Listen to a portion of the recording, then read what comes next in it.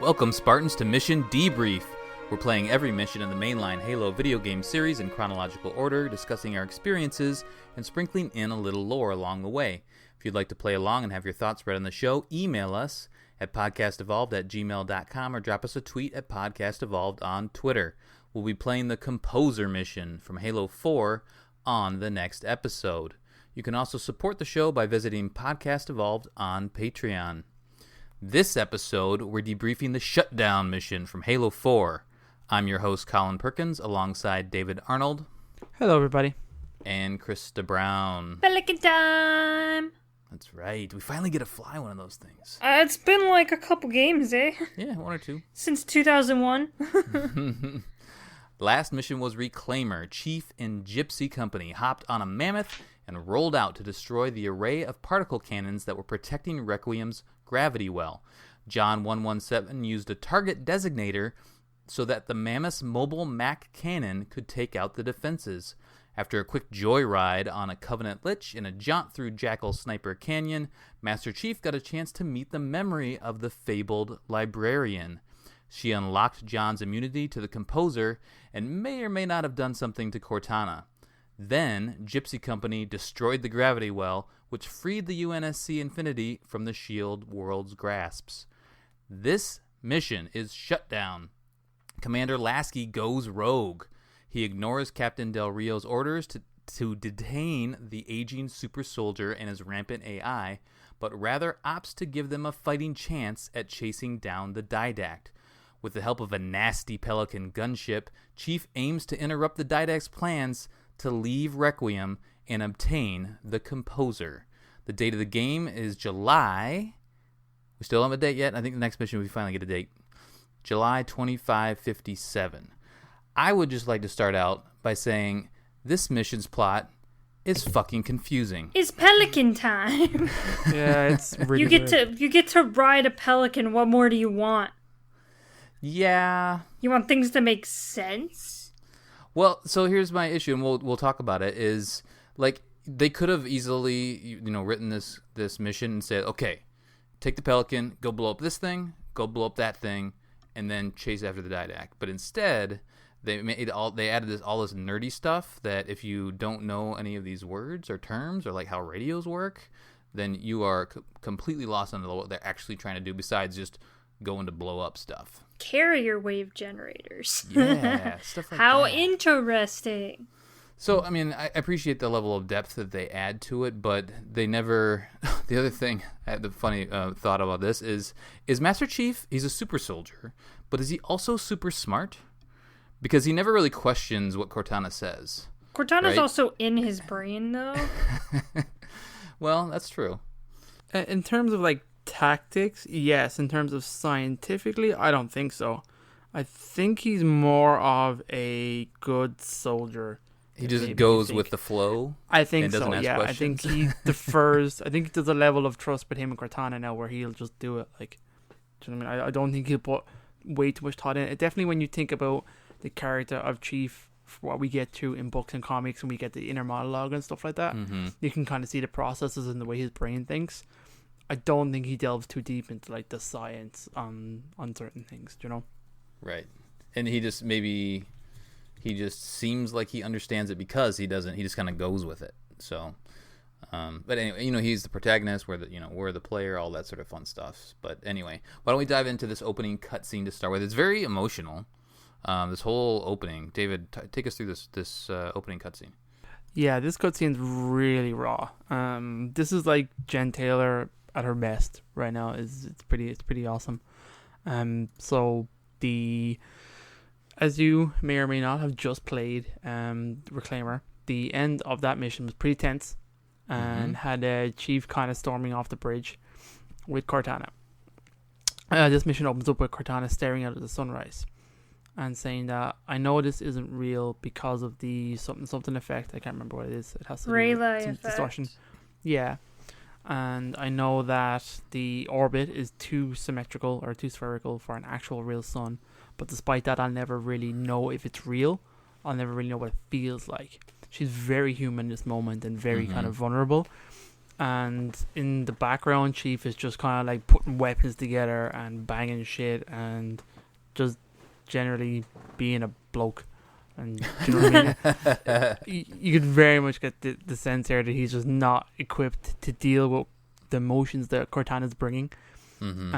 And that's just, I suppose I'm superimposing here because Chief doesn't actually say anything and there's no facial emotion, so you don't really know. But I get the impression that that's kind of, it's the character I've built for Chief in my head anyway. Do you know what I mean? That I think how he reacts, because she turns around to him then and says, promise me by the end of all this you'll figure out which one of us is the machine. Oh, very good. Which is such an amazing line. And like, I just like it. It pans to Master Chief. He just shifts awkwardly, and Yeah. that's him reacting to her saying that. and then Chief is saved by the bell, which is Lasky coming striding into their conversation. And pretty much as you can expect with the way things left on the bridge, he's like, I've been ordered to pretty much stop you and take you in. But in case you weren't here, I prepped the Pelican, full combat gear, blah, blah, blah. Now, when this originally kind of happened, I was like, holy shit, yes. Mm-hmm. Give me this full combat spec'd out Pelican.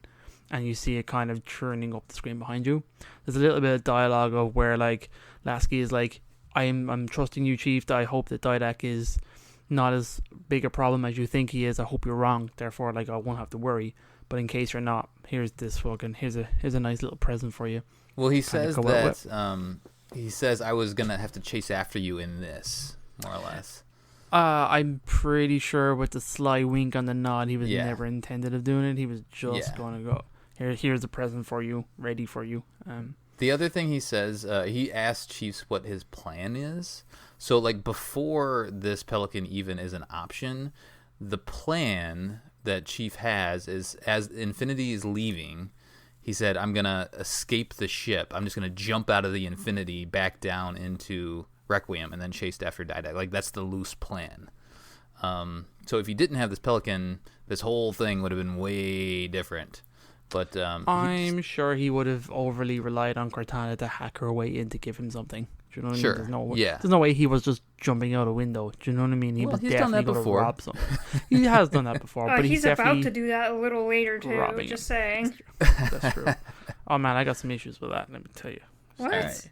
Keep going. Anyway, keep going. The cutscene kind of ends with Lasky saying best of luck to both of you. He kind of walks off. Cortana and John look at each other with emotions. And then John plugs her back in and away we go. Mission kicks off. She says, what's the line, Krysta? Take a What'd she girl say? for a ride. Oh, that was really good. Yeah, sorry, forgot about that. Yeah. Come on, Chief, take a girl for a ride. And that's why people think they're boyfriend and girlfriend. Right there. They are boyfriend, girlfriend. Everybody knows this. Have you not played the next game, Colin? Jeez. So All right. They have their fight. Their first No fight. spoilers. God damn it. All right. So the opening of this is pretty cool, right? You're in this hangar. So I have some issues with this because everyone, like Del Rio is the captain, and he should be maybe trying a little harder to stop Chief from. I like how leaving. he's just like, Lasky, take care of it. I'm gonna go take a nap. Yeah. And then all these Marines are just kind of hanging around like, hey, it's Chief. What's up? It's cool being in this hangar area, but there's no sense of urgency to escape the Infinity and get Not to the at all. Pelican. No, you very much get the impression either none of these guys know, and like literally Del Rio handed this off over to Lasky and just trusted him to deal with it, and Right. Lasky just told nobody, so that you can maybe think if you're wearing on the bridge, you're not going to know what the real situation is, and you're just used to Chief just kind of going around stealing shit and flying away. Right. This guy just took all of our shit and left. What the fuck? Yeah. There's some fun little bits of trivia and Easter eggs Yeah, in let's around do this that. area that I'd like to just interject while we're right here. So good. Um, Very good. So the first one I never knew about until I started looking up Easter eggs for this mission. So there's like a console right where you first start. You can go up and activate it, and it's an audio log, but it's from the announcer of the multiplayer game, and he's like narrating. It says like something on the like. There's a direct reference to the web series Red vs. Blue here, where he kind of mentions Red vs. Blue Carnage. So he's kind of almost narrating a war game, which is in Halo 4 where they brought in they made in canon the multiplayer that I Mhm. think it was Halo 4 brought this in. It's, Uh-huh. it's all war games that take place on Infinity between Spartan Force fighting each other to kind of train. So it's kind of cool to get that little Easter egg with the narrator being in canon as well. Thought that was pretty cool, or the announcer, sorry. There is a little screen weird smiley face thing on the back of one of the crates. It's a random reference to. Let me get it up here now. Where is it? The video game artist community Polycount. It can be found on one of the crates. It's a green tooth smiley. So it's kind of it's a weird little thing. And I kind of looked at the video and was like, oh, okay. Good for those guys. They got in the game. It was relevant at the time that the game's release or something, yeah. There's another big Easter egg here that wasn't on Halopedia, which I thought was weird. But Conan O'Brien and Andy Richter did a skit that's in this. There's two Marines. They're like medics, so they got a kind of white armor and stuff like that. And when you walk up to them, they're at the very, very end near the Pelican. And they don't really say anything at the start, but they have some funny dialogue quips that go on for a little while, and then they kind of repeat themselves. So it's kind of funny. They listen to them kind of banter on about like how their jobs are stupid, and they just guard crates and lift up crates and move crates. And it's kind of cold in here. I wish we had a rug. And all this they kind start of stuff. talking about rugs. So it's kind of random, but it's a random cool. Really funny. I think it's only on Legendary. I don't. Yeah, maybe so. I didn't think there was a difficulty associated with it. The transcript is in Halopedia. Like, so if you go to the mission in Halopedia, you can read it. Okay. Yeah. It just doesn't actually spell it out. Cool. That's here for this. That's all I got for this little room. Did you guys try to jump into a scorpion? I did. Yes, I tried to jump into everything. Nothing jumpable. Nothing. Yeah. Couldn't. You drive just literally launch yourself in a scorpion off the side of Infinity. Or hop on a warthog and just take it out. That'd been great. I was just hoping to for a little carnage in this room, just for fun. I will say that this room is kind of cool because it's kind of full of weapons, full of ammunition. There's a saw. There's so much saw ammo. There's DMR. There's ARs, pistols. Everything's beautiful. The Pelican itself, I think we need to spend some time talking about the Pelican. All right, go for it. Man, I'm super down on this Pelican. Really? The way it looks? Yeah, it's off-putting the way it looks, yes, and I get that it's a total different variant and it's got a different functionality. That's totally fine, but like it just doesn't feel like a Pelican I think should control. Like it just feels like nothing else. It feels like the broadsword, and do you know what I mean? It just doesn't feel unique. It doesn't control like I think a Pelican should control. The way you see it in all the other games, the way it kind of sweeps and swoops, and do you know what I mean? And it doesn't have that VTOL. It has too much of a VTOL kind of feel about it. Vertical takeoff and landing kind of ships. You know, it doesn't. The thrusters, I don't know. There's a sense of momentum. I think it's lost. It just doesn't move correctly. In my opinion. Like you can when you're in the Pelican, you can just like hover with it and go straight down and straight up, and that's not really how Pelicans work. They work on momentum and not hover technology. So yeah, their thrusters rotate and forward. turn. Yeah. Do you know what I mean? There's just it just doesn't feel good. I mean, I really wanted to love it, and like the boost feels weird. Do you know what I mean? When have we ever seen like a Pelican boost? And I don't know, just how rad is it though? That very beginning when you finally hop in and like it has that little runway. So like, it cool, feels very cool, right? And you're like taking off out of the Infinity. Yeah, boosting out and then looking back behind you and seeing the Infinity kind of move off is pretty epic. Oh, I didn't do that. Look back at the turn around, Infinity. look behind you. Nice. The scale seems to be a tiny little bit off for me. Yeah, the Infinity looks smaller than it should have. Yeah, definitely. Yeah. And then you have the Didact, his Cryptum, the satellite as they call it, out in front, and it's got this glowy orange shield around it. I understand what you're talking about with the controls. I'm guessing there's probably some technology decisions that they needed to make, and I also feel like if you flew a Pelican the way that it's portrayed in a game, it would have been this whole area would have been a lot harder to get used to. Don't you think? Yeah, but then it would have been like kind of fun to learn how to do everything. Sure. That too, and like you don't actually do a whole lot in the Pelican. Yeah, exactly. Do you know what I mean? You're very limited in what you do, so that's also kind of disappointing. Do you know what I mean? In terms of they don't give you a whole lot to do with it. You have two brief kind of encounters with some phantoms at distance. You were equipped with a Spartan laser and a chain gun. So, despite the fact... Now, it is kind of weird if you were playing multiplayer. Getting other players into this Pelican have different stations. There's different turrets at the sides that can be manned, as well as a cannon on the back that has like... It's essentially a scorpion cannon. That like you can't operate it unless you have a second player. But it actually just sits on top of the Pelican. It's ridiculous. It's like a little mini small... You can't miss it. But it only shoots really backwards. Cool. I kind of like that. I like how the more people you play with, kind of more gameplay you get out of the Pelican. That is cool. It's just unfortunate that there's nothing to do with them, really. Other than these two little small sequences. Yeah, because you never really get that close to the Phantoms. No, because they wreck you. Yeah, if you get too close. But you can just destroy them pretty easily if you stay in a distance. Yeah. You got to snipe them. Yeah, in a Pelican. Yeah. Spartan laser, which is weird. Yeah, the Spartan laser I think takes maybe 2 shots. I think it was 2 shots. The Spartan laser, direct hits, and then the chain gun does pretty quick work if you're close enough. The chain gun's pretty beautiful. To be fair, it has a great sound mechanic as well. It sounds beautiful. Yep. Yeah, so it's kind of a hit and miss with the Pelican. Some good things, some I guess just frustrating, limiting things in this part. You can you really just remain on the same plane in the air.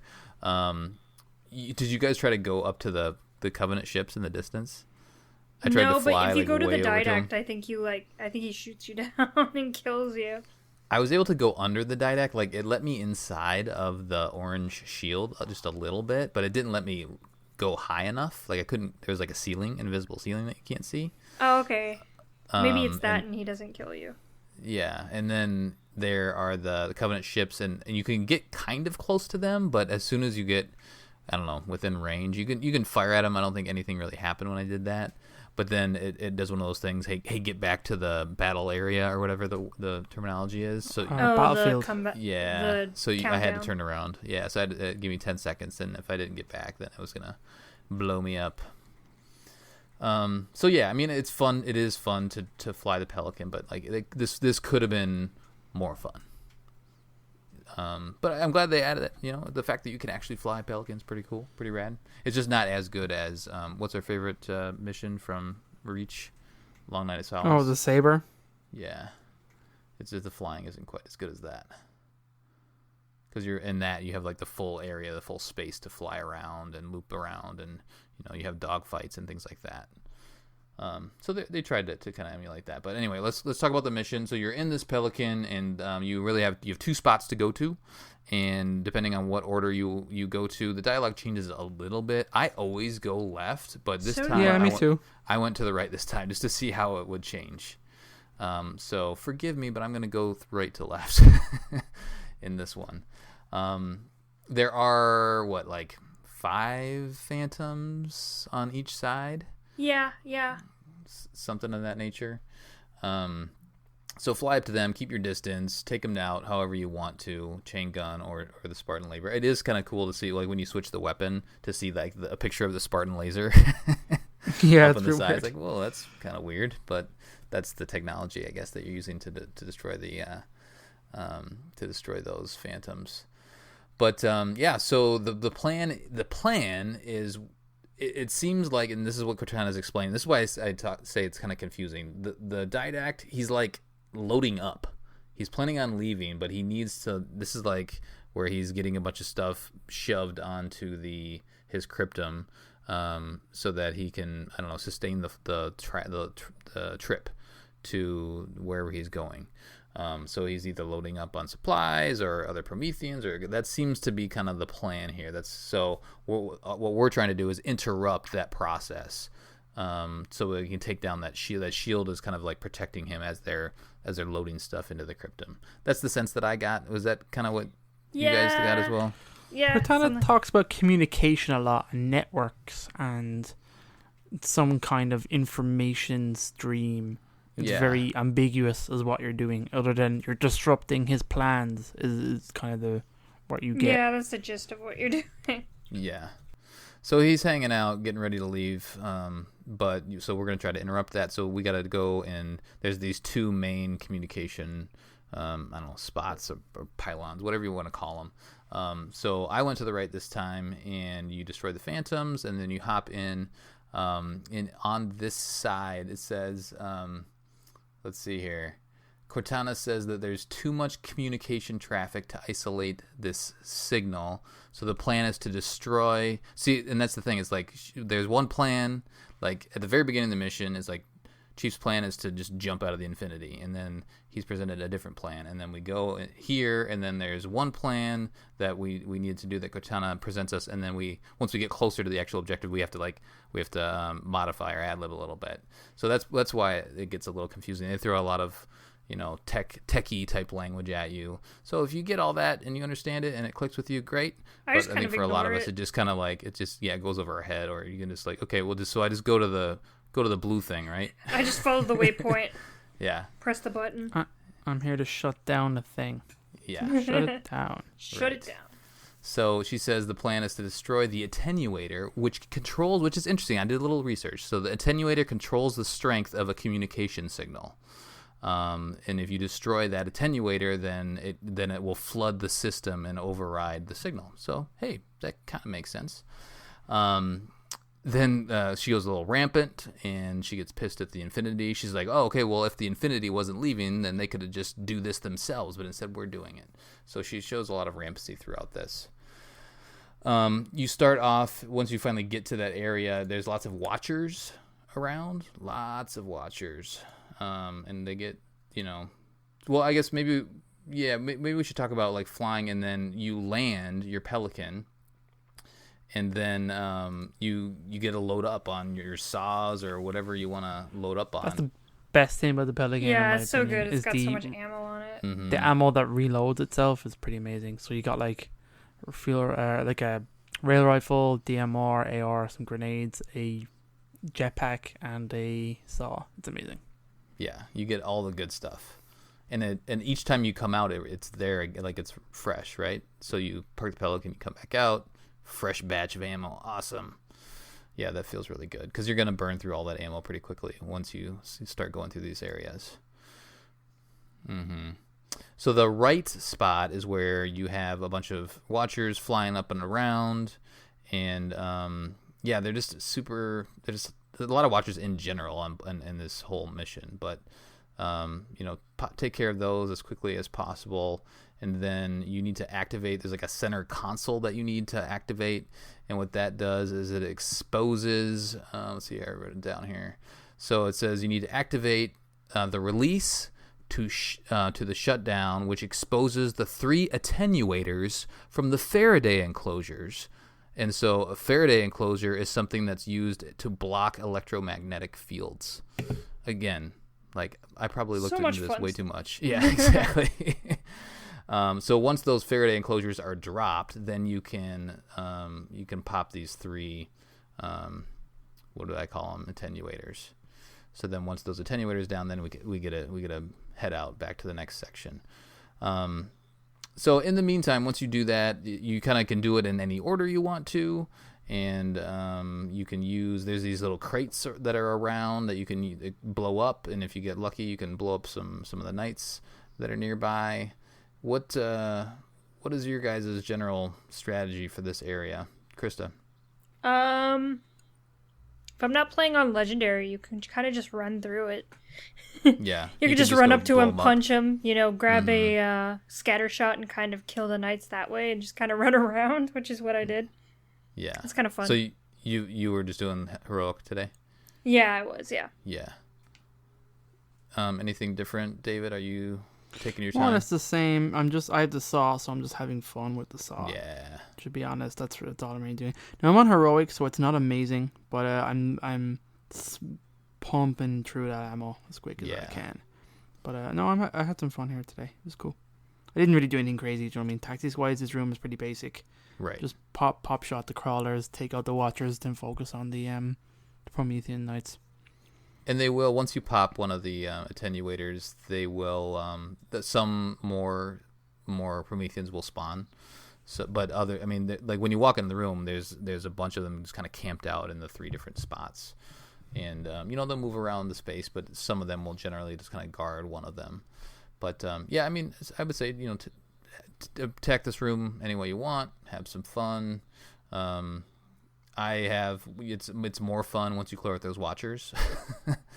So do that first, and then just go around. And there's lots of things to kind of hide behind. So if you want to do a little do-si-do with your night fights, you can do that. It's good times. But yeah, I think that scatter shot's pretty key for taking those out. Chuck some splinter grenades, all that good stuff that we've gotten used to when we're fighting the Prometheans. Prometheans. They've been promoted. Oh. All right. So when we head out now, once you do everything, then I think the Didact chimes in here a little bit, doesn't he? Yeah, we hear the Didact. But yeah. But Cortana doesn't hear the Didact. Yeah, any thoughts on that? Weird. I don't know, because it kind of, he talks to you throughout the rest of the mission after his first dialogue, kind of like, hey, you're a stupid human and you're dumb. But in a beautiful Didact way. Right. His dialogue is so good. Whoever wrote his dialogue, I love you. Yeah, it's pretty amazing. When they found the exact opposite person to write Palmer's dialogue. God damn it. Yeah, I'm not really sure what it's about, how is it telekinesis? I don't think the Forerunners are telekinetic. No. Right. It's got to be technology. I mean, you're messing around with a comms array with signals and attenuators, so I don't know how he's doing it, but yeah, that's a good point. It could also be just something, I don't know, maybe Cortana's missing it. She's rampant. She's not up to scratch. Well, the librarian also was unlocking his Forerunner gene song. Yeah, the gene song, which I always thought the gene song might contain something about the Didact and Master Chief, just because of the parallels between both of them in their respective stories. But sure, whatever. The Didact says, the others scatter like embers over sand, and yet the librarian's champion is unmoved. Oof. Talk to me more, baby. Yeah, then the Didact, after John's like, what's going on? Cortana doesn't hear it. He says, the mantle of responsibility for the galaxy shelters all human, but only the Forerunners are its masters. And so that's kind of his thing, as we know. Talk to me more, Daddy. On the way out of this tower, I guess we're calling it, we do finally encounter an incinerator cannon. Yes, this is our first incinerator cannon. And if you don't, I feel like a lot of people, you're just gonna die here. You're gonna die as you're trying to get by this guy, especially the first time, because this thing moves really slowly, and you can see it, so you can dodge it, but then it hits the ground, and then it spawns 4 more explosions right next to it. It's super powerful. Yeah, it's got a pretty epic splash damage area. Yeah, that AoE is intense. But you take him out from a distance, so it's not too bad. I think there's a watcher and a crawler in here as well. Do you guys pick up the incinerator cannon then? I did today. You did. I like it. How many? Do you remember how many rounds it carried? Oh, 3, and I think 5 is the max. Okay, so it's not an energy based. It's not like a percentage. No, it's got like a clip that you reload. Right. Or a shot, I guess. Krysta, do you use it much? No, I didn't use it this time. I was kind of rocking a light rifle and a scatter shot. Okay. I like that. That's a good combo. It's very good. Close, very effective. Little distance. Very nice. All right, so we hop back on our Pelican once we deal with that guy, and then go to the other tower, which is on the left side, which is where I would say probably 90% of the people start. And here we get to do our little gondola ride. Gondola time, just like in Halo 2. Stupid gondola. Everybody loved that mechanic in Halo 2. Everybody's favorite part of Halo 2. Yeah. It's not great. I mean, once you get off the gondola and go and do your little fights, it's all right. But just, I don't know. No, it's really gondola annoying. Mechanic is just, yeah. Well, and also, like, in this room as well, Cortana even says, like, hey, we're going back to some old tactics, and you end up doing, like, the Halo 1 thing where you step into a beam. Oh, that's the plan on this one. Mm-hmm. Yeah, I like that. Yeah, so the other one, this one says it's a carrier wave generator located somewhere inside, is what she says. And a carrier wave is what actually holds the communication in radio technology.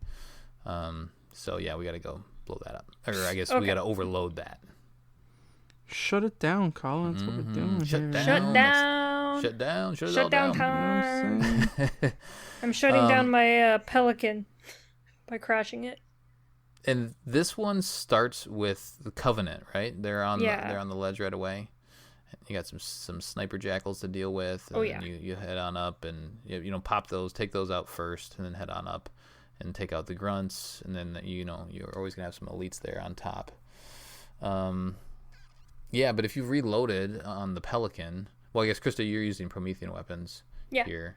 I'm trying to use my UNSC weapons as much as possible, and that saw. And I always feel bad, like I want to save that saw for the elites. Yes. I don't want to use them on the grunts, but so sometimes, but you have to. So I'll usually pop the grunts with my DMR, and then use grenades if possible from the distance. I'm using my DMR on the jackals, and then doing some up close combat with the elites. David, anything to add on? You're going down and back. Do we really want to go down and back on this walkthrough? No, dude, it's just a terrible room. I hate the gondolas. I hate the slow gondolas. I hate the way they stop you. You have to get off, fight, turn them back on again, get back on them. It stops you again, get off, fight some more dudes. It's just not fun. Some interesting notes about this room is that Cortana is like completely psycho nuts and doesn't even realize the gondola is stopped at one point. Oh, I might have missed that one. Well, he's like, the gondola's stopping. She's like, what? Oh, yeah. It was kind of like took her a second to kind of. Yeah. He's like, why are we stopping? She's like, ... stopping? She's like, oh, they've overridden the gondola controls. You're like, okay. Then she's just not lighting up some of the objectives for you, and Chief has to kind of like, can I get the objectives, please? Hello. He like taps on his helmet. Hello. They override the gondola controls on one stop, and then the didact gives them control on another stop. So just more of the the Covenant and the Prometheans are working together against you. I really want to hear what the didact's telling these guys. I would love to have some insight on the just the dialogue between whoever is leading the Covenant, because we really don't know that yet. I mean, we know that, but there's no Covenant leader. There's just all these Covenant, and then the didact, and then all of his metal Prometheans. Speaking of the didact, he talks to you in this room too. Yep. He says a couple more things. Your actions tread between honor and foolishness. And then he reveals the location of the composer in passing. So yeah, actually, I forgot about that. You are a fool. Oh yeah, that's right. Go ahead. You are a fool. Even now, your kind tinkers with the composer in the shadow of the third ring. So now we know where it is. Children in fire who disregard the welfare of the galaxy. So. Yep. Now, he obviously knows where the composer is. We know where he's headed. I like the phrase shadow of the third ring. It makes me happy every time he says it. I'm like, that's cool. It's very cool. Yeah, there's cool moments happening. And up until now, we don't really know much about the third ring anyway. We know the Infinity found it, so now it's like, oh, the composer's there too? We're like, why is this game called Halo? I don't get it. Boom. There's a Halo. Wait a minute, we're not there yet. Yeah, I know. The other thing he says is, do you truly believe these theatrics can prevent my departure? Embrace your sad fate and retain your nobility. I am already beyond you. He's calling Master Chief clown. You're like, you're a weird clown man. Yeah, he really is.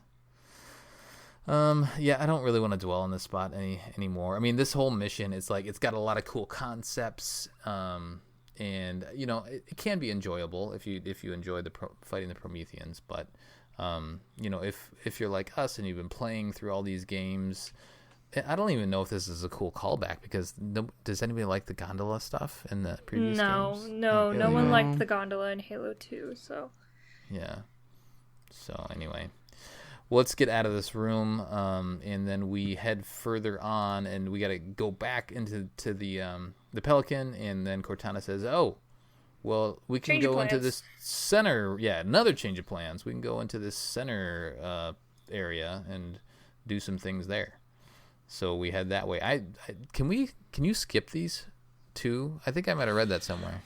Yes, I found out today that you can. There is actually a way to get into the last tower can be entered right from the level's beginning, creating a very useful shortcut for legendary playthroughs and speedruns, which I never knew because I've struggled with the speedrun on this mission since day one. I have not been able to do it, so I'm definitely going to try to figure that out. Oh, yeah, this would be hard. Because you gotta, it just takes so long, especially the gondola. The gondola, yeah. Oh my god, the gondola sequence is so tough. I think the part time's 20 minutes. It is, yes. Yeah. The other thing that's interesting is that didact dialogue that I just read. Cortana does chime in the middle of that, and she says, he knows what we're trying to do. If we try to get too close to that ship, we're dead. So does that mean she can hear him, or she can't? Or she's just aware that he's doing things to prepare, and that whatever they're doing is like maybe causing him to speed up what he's doing. So she's kind of maybe reacting to what he's doing, not opposed to what he's saying. It's very unclear what Cortana's going through right now, honestly. Yeah. True. She cray. Yep. So kind of her last direction, this is what the plan is now. She says, those defense spires we keep running into are controlled by this tower. I'm not sure which defense spire she's talking about, because she says we keep running into them. So maybe that was like dialogue that was written before the actual gameplay was finished? I don't know. Maybe? Anyway, maybe. It says, get me to the control room, and we might be able to reposition them to block the didact ship from leaving. So I think what the plan is to use these defense spires, I think she calls them, to shoot at the didact, try to like take down his cryptum.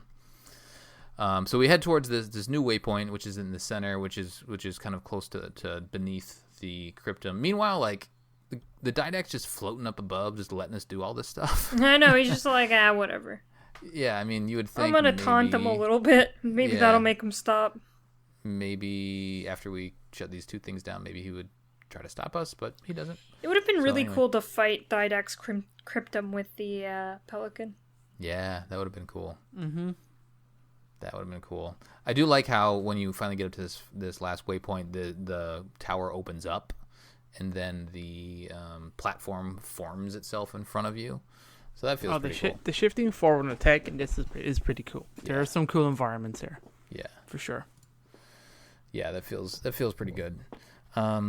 So we hop into this new tower, and what's going on in here, David? It's like there's a giant open room, and you start walking through it, but it's like it's not stable. Dude, I don't know what the hell's going on. You're like in this room, and you're like all of these platforms are floating, and then stuff starts falling down because like the didact is reacting to you, I guess, or disassembling certain things. So you're kind of running through these platforms that start collapsing a little bit. And then each kind of main platform like has a hub, and there's a bunch of Covenant forces just kind of entrenched here. So you just kind of fight your way through essentially when you get to the next room, and then you get some kind of the same kind of situation, but then you get some banshees and stuff. Yes, this whole area, this is like Halo and Mario mixed together. It's great. I like how how he's making all of the stuff collapse and stuff. It's definitely a cool thing, but it's not used quite a lot during this, except for the beginning. I wouldn't say it's effective, but like yeah, he does at the beginning, and then like meanwhile all the light bridges are active, so you can just kind of walk across them, and there's resistance and things like that. So I get what they're going for, but it could have been this whole area could have been done a little bit differently. Maybe like you push a button to activate the light bridges, and then he turns them off or something. I don't know. But in general, this area is a fun combat area. I mean, I had fun. I go left usually.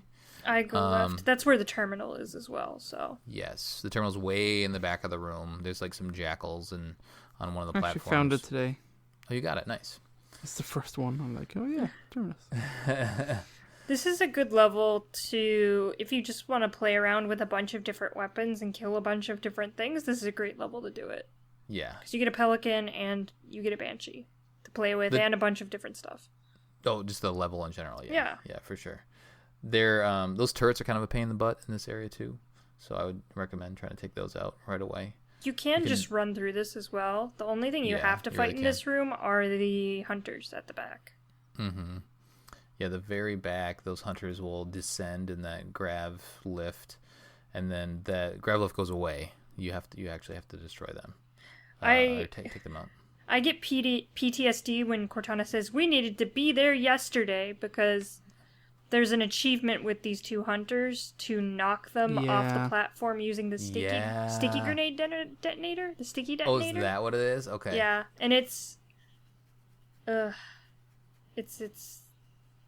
got a lot of PTSD around this part. Tough. It's a hard achievement. Is it on heroic too? Yeah. Yeah. It's just a pain in the butt because you have to like get them towards the edge, then you have to run back and like detonate them and hope that they get off the edge. And sometimes you can get the first one off like right at the get go, and then the second one just will not get close to the edge. It's just like, right. Work with me here. I'm trying to kill you. Yeah.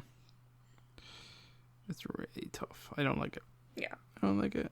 I didn't remember the sticky grenade part of it, so I did spend a little time just trying to see if I could punch him off or use a grenade. Just to get him off. I don't think... Is there a sticky grenade here? Does it sticky grenade achievement in the next mission? Are you thinking of that one? That's also related to hunters. Oh, maybe it's that this one. I think, is just to get them off the platform. Ledge. Okay. Yeah. This is definitely hard. If you had a sticky grenade, it would be a little easier. But I think it's good point. I think it's just to get them off there, get them both to fall off.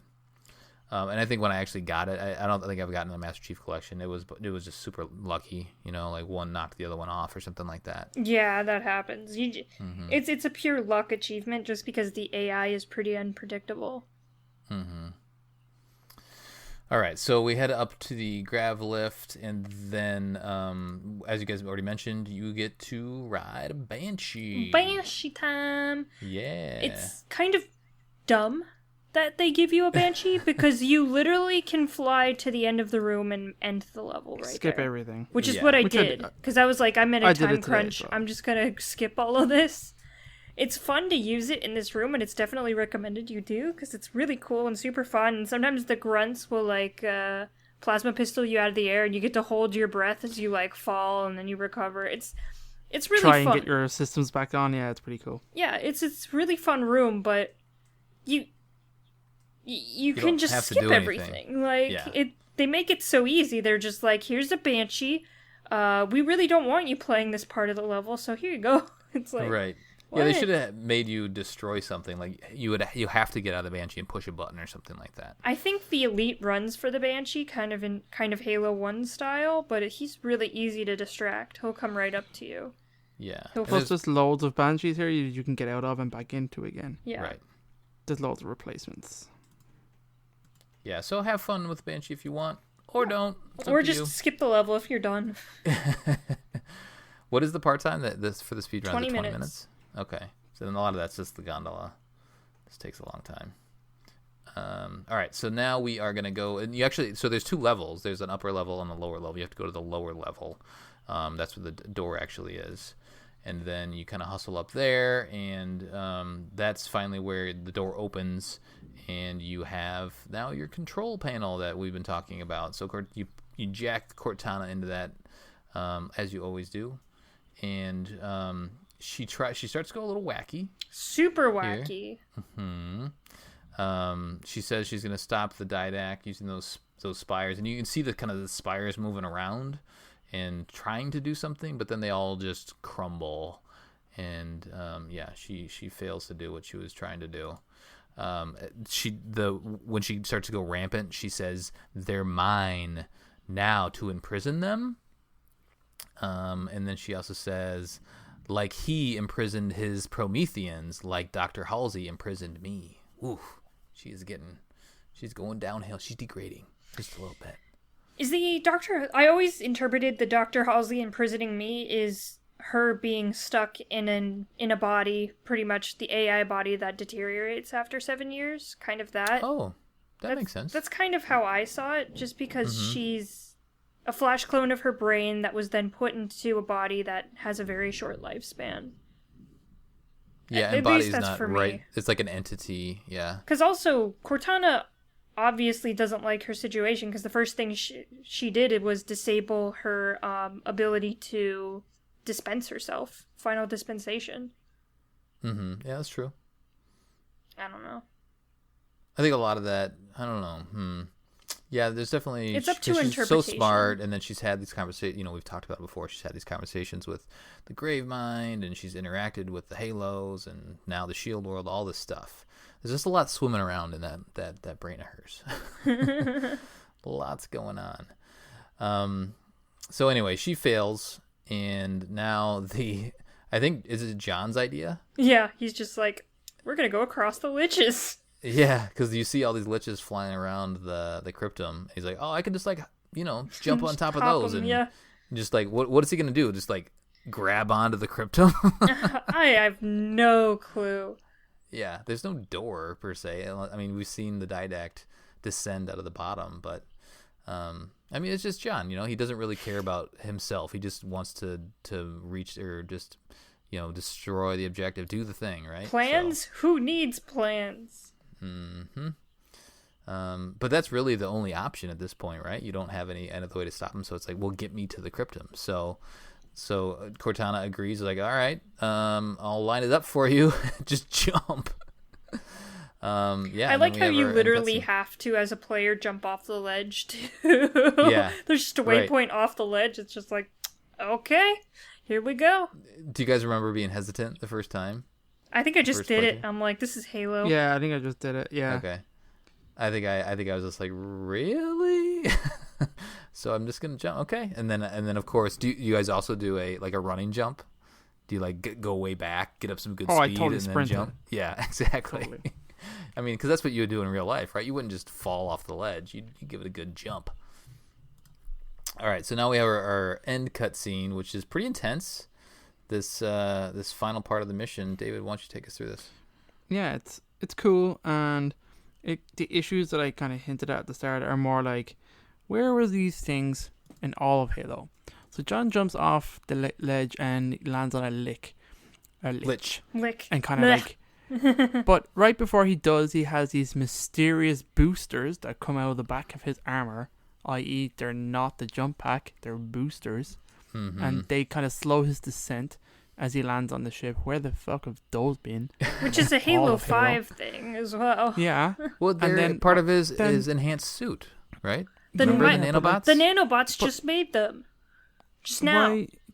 Why? I mean, and then they got rid of them for the rest of the... He hasn't had a chance to use them yet. This is the first And then chance. what's also annoying is that he pulls out a knife and stabs the lick to stop himself falling down. I'm like, where's John's knife been this whole game? That would have been cool to have a knife. I think I read somewhere where there's only 2 knives in Halo. It's in ODST and Halo 4. Does that sound right? I mean, I think those are only 2. Emil and Halo Reach. Oh, okay. Yeah, Emil's got one too. Yeah. Okay, so 3.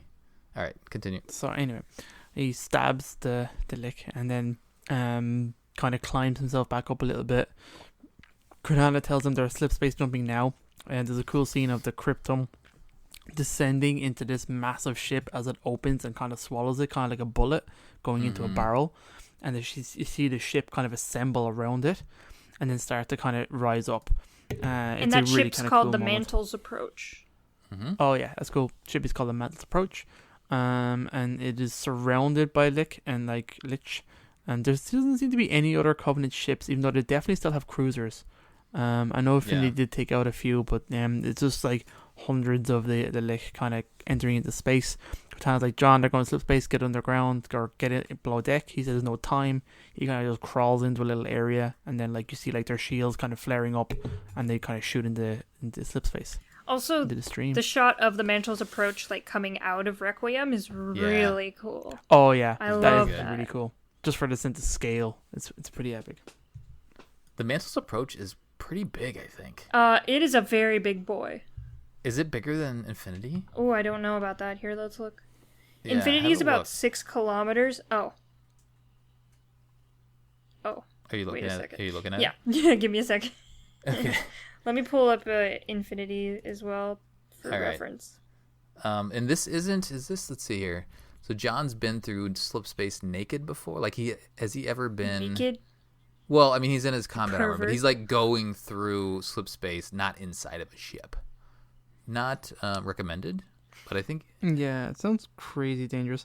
John has done this, and I want to say it's in Halo First Strike, there's a bunch of slip space shenanigans that happen. Okay. I think he goes EVA in those. I could be wrong. It's been many years Yeah, since I I read remember that book. that. Okay. But there is a sequence about that. So the length of Mantle's approach is 142.7 kilometers or 88.7 miles. What? Yep. It's 88 miles long. Yep. What do you even put in a ship like that? What the hell? It's the perfect size for your mom.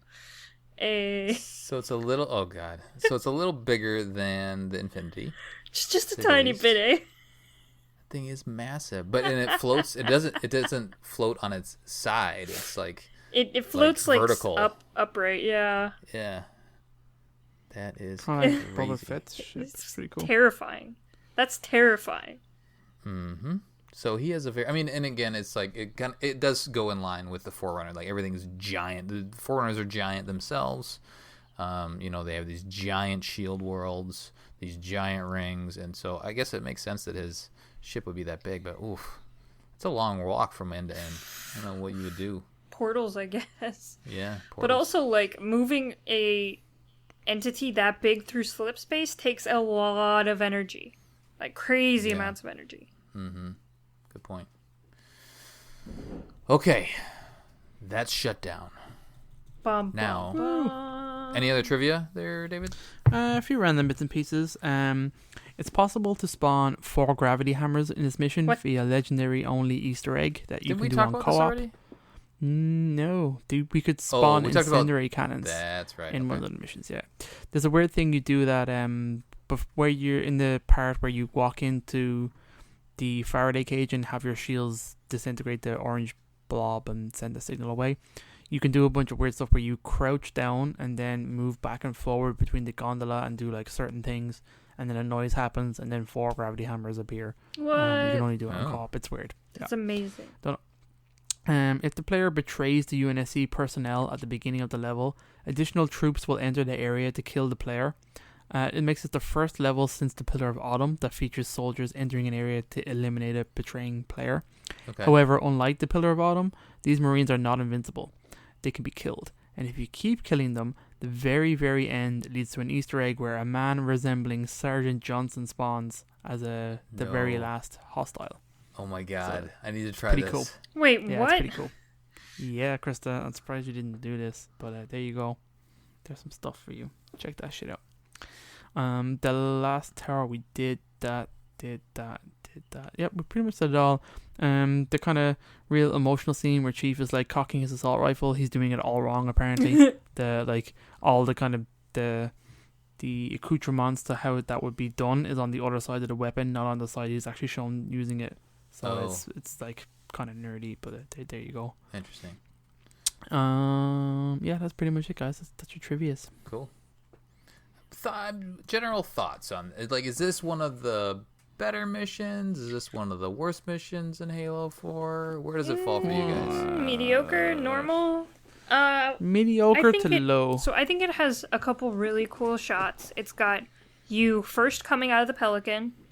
It's got, for some reason, I always remember you kind of wandering around killing things and the Didact kind of taunting you, which I think is really cool from this mission. Mm-hmm. And then you got the whole end cutscene where Master Chief's using his knife, and then them exiting slip space. You finally get to see Mantle's approach. Yeah. So I think the set pieces in this are really good, and also Cortana's monologue at the very beginning is really good. Yeah. So the set pieces are there, but I just don't think the gameplay is very big standout compared to everything else. Mm-hmm. David? Pretty much agree with Krysta. I'm a little bit more negative just because I really dislike the gondolas. That kind of segment.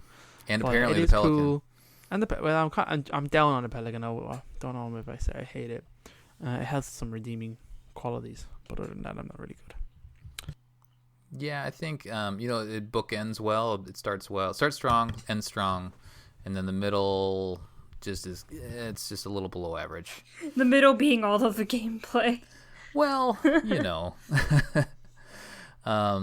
so I will say I think the game ends strong from here. I guess we'll see. But this is where everything kind of ramps up. Yeah, this mission it gets you excited, right? Because you're like, oh, I gotta fly a Pelican. Are you serious? And then kind of once you get into the actual meat of the gameplay, you start to be like, oh god, can we end this? And again, especially as you've played this mission a couple times, it loses luster after a little bit. So anyway, let's talk about the community. I feel like I had a fun question for the community. Krysta? Oh no, we're gonna do terminal first. How dare you forget this terminal? I'm not gonna skip the terminal. Let's do that first. So this terminal opens the way the first terminal opens, with Faber and the librarian having a kind of council meeting, the didact being very obviously absent for this. Faber is talking about, how we're losing to the flood, how it's feasting off our essence, and the only way to stop their advance is to remove the life upon which they feast. And then you see a simulation of the halos firing, and the librarian is talking about the preparation the life workers are making to reseed every living being after the halos are fired. And then it kind of cuts to them agreeing to the halo solution being the only solution to go forward by now, because at this time, the Forerunners have pretty much nothing left. Mm-hmm. Like, everything's gone. I don't think it happened yet, but at some point, their entire capital gets blown up by one of their own halos, which is kind of fun. Right. Medicant Bias is like, no. And then Faber asks, what does your husband think about this? And the librarian's like, my husband has a different opinion on what steps to take against the flood. And then we go to Requiem, and Didact's doing some crazy shit. He looks way different now, because he's been experimenting on himself. Yeah. I totally forgot about that. Yeah. He looks super crazy wacko.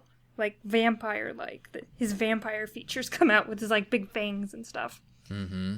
But he's trying to make himself immune to the flood infestation, which has never been done ever.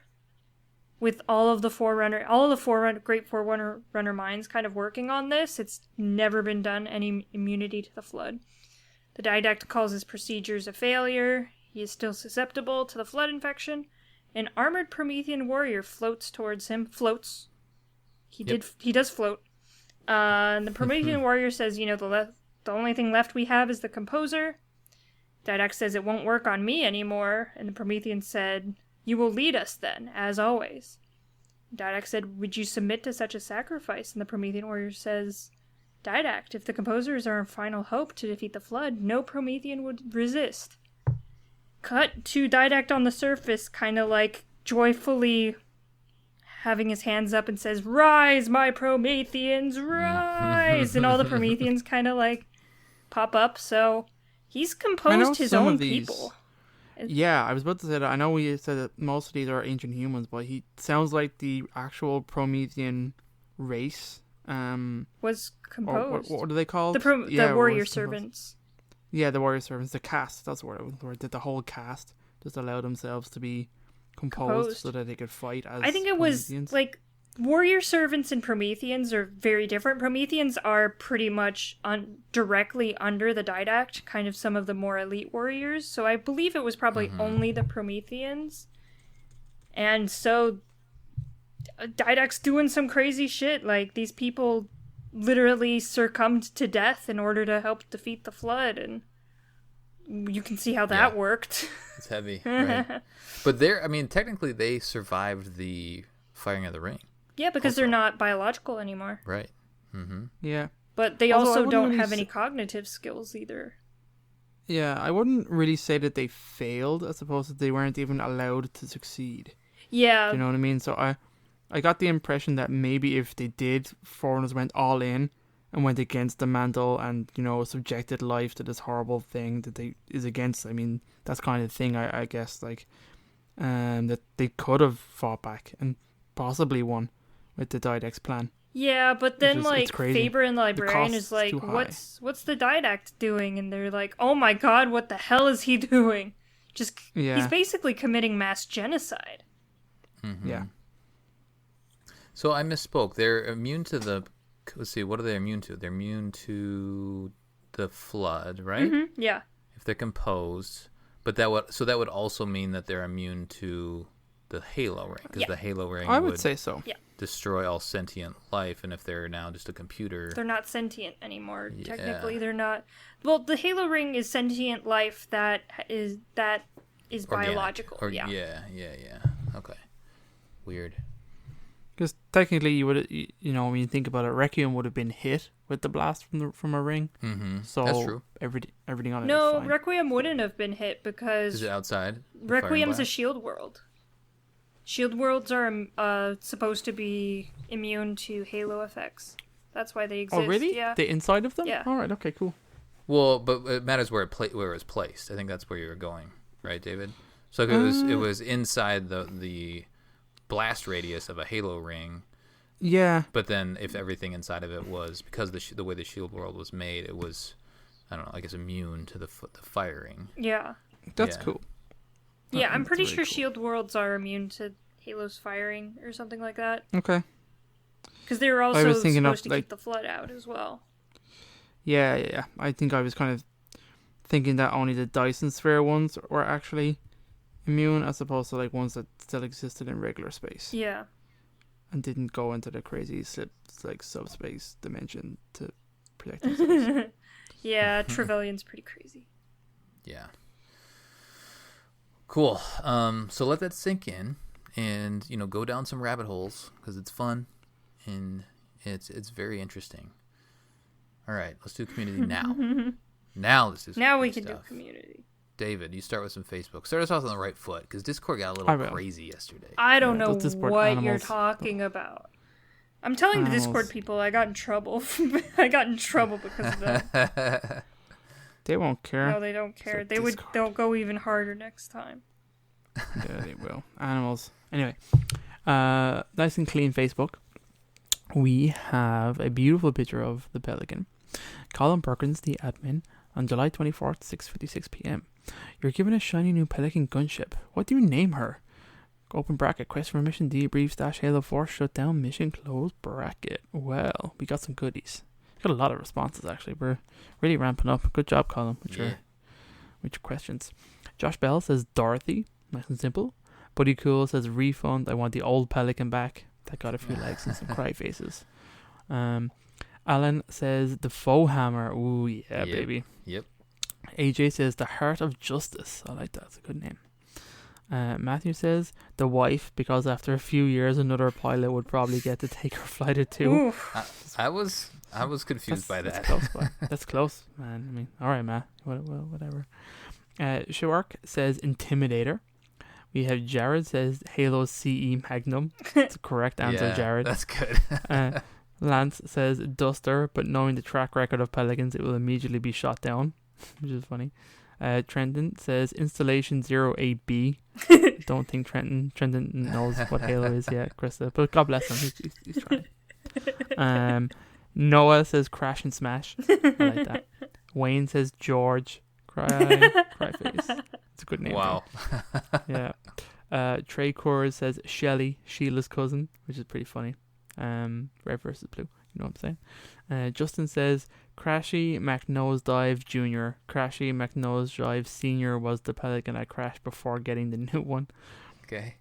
Lucas says Sheila. I think people have actually answered that again. Then we had a bunch of quotes from Red vs. Blue as predictable. Jezebel by Keith. That was pretty good. Erasmus says Sky Death. That's accurate. James says MH370, which may actually be a designation for the something for one of them. It sounds familiar. We have Dave, who says Flying Langer of Death. Good man, Dave. Good Irishman. Showing the word Langer in there. What's a Langer? What is that? There's various colloquialisms. Think of it as penis. Oh, that. Okay. Very nice. Got it. You would call someone a langer, just cause saying you're a jerk or whatever, a bit of a gobshite, an idiot. Just another word that you would throw out there to use that. Gotcha. Could you use it lovingly? Could you? Yeah, and the way you say someone's like, that guy's a real dick, you say he's a real langer. Langer. Got it. There you go. What we got? Brad says the UNSC unscratchable. Uncrashable? Is that what he's saying? No, that's funny. Nice job, Brad. We'll keep going. My God, so many names. John Connor says the lover. What? He whispers it. Patrick says the gun show because these things are bullet magnets. I like that. That's pretty good. And someone named Aaron Campbell says, please don't crash. Who's Aaron Campbell? There you go. Very nice. You know, that made me think of, we didn't get to crash the Pelican. We get to You can if you want. Just crash it into the side of the building. Yeah, I guess. But it wasn't like built into the mission. There should be a crash canonical. button. It would have been nice if you canonically had to crash it into that last. Technically, you just abandon it. Yeah, that's true. It's lonely. The lonely Pelican. Rip. All right, Krysta. Okay. Discord, same question stuffs in that thing. UNSC Brexit says self-destruct. Rye says faux hammer. Rip. Redacted says prone to failure. Rye says crash overdrive. UNSC Brexit says Jolly Roger. Ian says insufficient altitude. That's good. I like these engineer-ass names coming through. Mm-hmm. UNSC Brexit says the absentee father. Oh, yikes. Deep. Mohammed says king of torts. UNSC Brexit said I would have been your daddy, but Elson. That's good. That's like his third one. I know, Come on, he we says gotta a limit lot. to like one. Look, they're funny. Elson says third time's the charm. Matt says the majestic emu, because emus don't fly. Okay. The almost as cool Colin says Pelican McPelican face. Nice. Oh, that's good. Brexit again says USS Coffin. That's pretty good, actually. Rye says chupa thingy. Matthew says crash landing. Physical Sky says the dodo. Okay. Brexit says tis but a scratch. That's good. And finally, Min says the Normandy SR1. Oh, there we go. I like it. Hey, some Mass Effect.